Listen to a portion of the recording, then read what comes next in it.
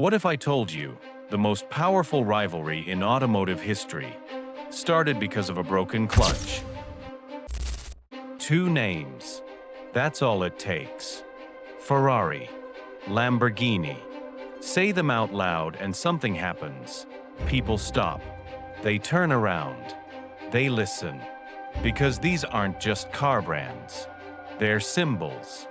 They're emotions. They're two different philosophies about what a car should be and what life should feel like. One was built by a man who lived for racing. The other, by a man who was told to stay in his lane. And the day those two men crossed paths, the automotive world was never the same again. This is not just a story about cars. This is a story about ego, passion, revenge, and the beautiful madness that happens when two geniuses refuse to back down. It was 1963. Ferruccio Lamborghini was already a successful man. He made tractors, good ones. The kind that rebuilt post-war Italy field by field. He had money. He had respect. And he had a Ferrari 250 GT that he absolutely loved. But there was a problem. The clutch kept failing. Over and over again. And Ferruccio, being the engineer he was, knew exactly what was wrong. So he did what any reasonable man would do. He went to Maranello. He knocked on the door. He asked to speak to Enzo Ferrari himself. And Enzo Ferrari looked at this tractor maker and said something that would change history forever.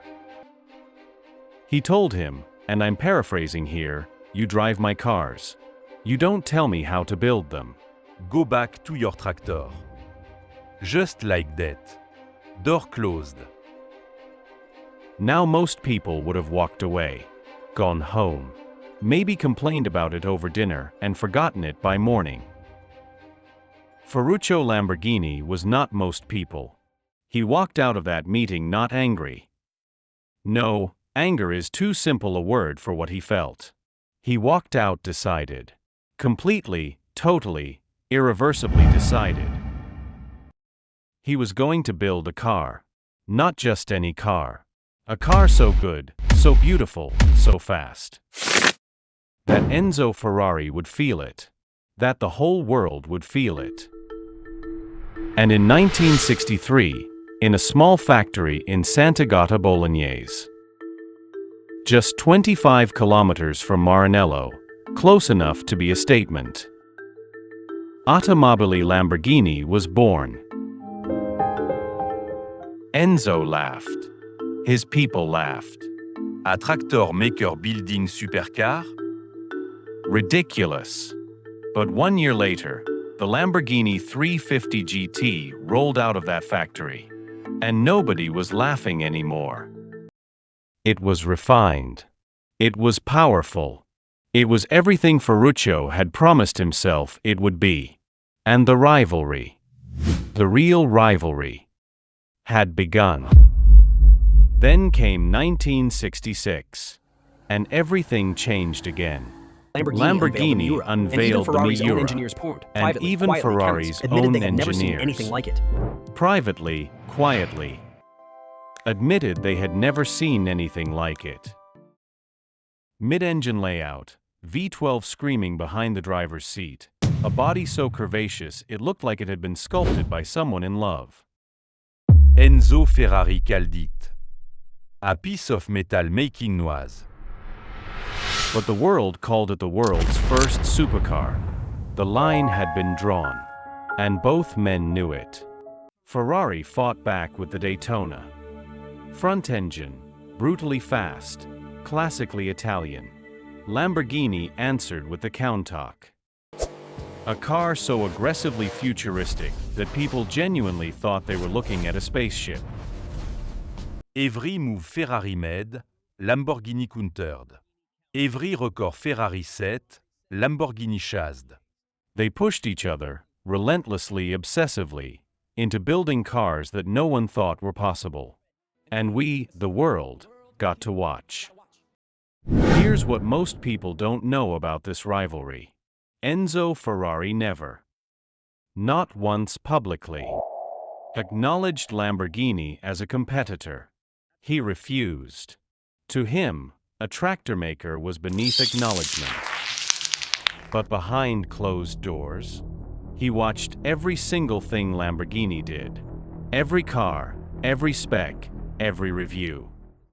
Because that's what real rivals do. They pretend not to care. And they never stop watching. Ferruccio Lamborghini, on the other hand. He left his own company in 1974. Sold it. Just walked away. He said he was tired of the pressure, tired of the strikes, tired of the business. He bought a vineyard in Umbria and spent the rest of his life making wine. But people who knew him said he never stopped loving cars. Never stopped following what happened in Sant'Agata. It was his child. You don't just stop loving your child. Enzo Ferrari passed away in 1988. Ferruccio Lamborghini in 1993. Both men gone. But the rivalry? The rivalry never died. It just got handed down. To new engineers, new designers, new dreamers who understood that to build a Ferrari or a Lamborghini, you don't just need skill. You need something to prove. And here's the thing that gets me every single time I think about this story. If Enzo Ferrari had just been a little kinder that day in 1963, if he had just listened, Lamborghini might never have existed. The greatest rivalry in automotive history was born from one man's arrogance and another man's pride. Makes you think, doesn't it? Ferrari and Lamborghini didn't just compete with each other. They competed with the idea of what was possible. Every time one of them built something that seemed like the absolute limit, the other one came along and proved that the limit was a lie. The Miura pushed Ferrari to build the Daytona. The Countach pushed Ferrari to build the Testarossa. The Diablo pushed Ferrari to build the F40. The Murcielago pushed Ferrari to build the Enzo. Back and forth. Back and forth. 6 decades. And because of that push, because of that beautiful, obsessive, ego-fueled push, we got some of the most extraordinary machines ever created by human hands. Cars that made grown men cry. Cars that made little boys pin posters to their walls and dream. Cars that made engineers stay up all night chasing perfection. Without the rivalry, you get good cars. With the rivalry, you get legends. Ferruccio Lamborghini once said, "Ferrari is a great car, but mine is better. Simple, direct, completely unashamed." And maybe that's the real lesson here. Not about cars. Not about horsepower or lap times or which badge looks better on a driveway. It's about what happens when someone tells you that you don't belong. And instead of walking away, you build something that makes them question everything they ever believed. Ferrari and Lamborghini. Two men. Two factories 25 kilometers apart. And between them, a rivalry that gave the world its greatest cars. The clutch was broken. And from that one broken clutch, came something that will never, ever be broken. The legend lives on. If this story gave you chills, you're in the right place. Subscribe, because there are 100 more stories like this one. And we're just getting started.